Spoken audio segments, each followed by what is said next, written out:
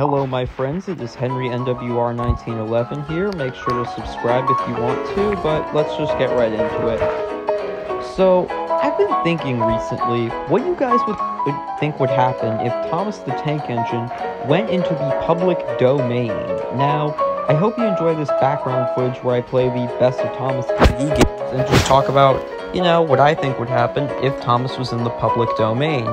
So I'm sure many of you are aware that Winnie the Pooh, the original characters and book, I think, went public domain in 2023, and we got the piece of garbage known as Winnie the Pooh Blood and Honey, and, yeah, I remember Moist Critical saying, or Penguin Z0, saying that's, it's terrible, but, funny terrible.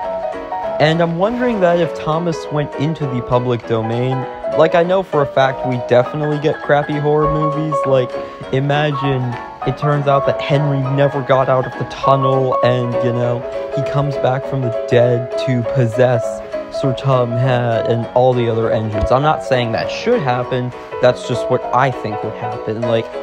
Those people would take advantage of the public domain and make Thomas more shit on than a gas station toilet. It is, but even more But my thing is, if Thomas went into the public domain, it's a very interesting idea. And no, it doesn't resort to, making crappy horror movies. What if there was, a disaster movie thing, kind of like the Transformers 2007, but with Thomas characters? Think about it, the railway's going through a low point, and Sir Tom Hat ships the engines off to the US. They develop some kind of supernatural powers, and, other kind of hijinks ensue. Imagine there's some kind of government outlaw against talking vehicles, and the engines have some kind of supernatural powers, or just something very Transformers-esque. It wouldn't result to bad horror movies. I think it still, maintain the spirit of Thomas, kind of, but yeah, that's basically... I'm sure that, Mattel would, if they let Thomas into the public domain, it would only apply to, the Railway series, maybe Model series, definitely nothing from CGI, but, yeah, that's just what I wanted to ask. What do you guys think would happen if Thomas went into the public domain? I'm going to review the Best of Thomas DVD at some point. That's why I'm, actually using footage from these kind of old-ass laggy games. But, yeah, make sure to subscribe. Leave a comment down below what you think would happen if Thomas went into the public domain. I'll see you in the next one, I guess. I've also got some other kind of Thomas videos that I want to do in the future.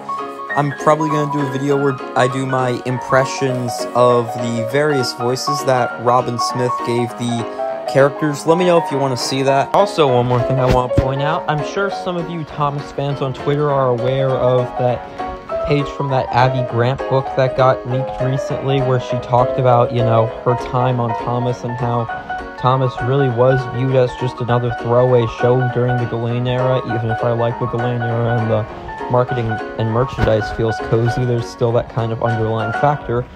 But anyways, a page from her book talks about how they hired fucking university students to write season 6.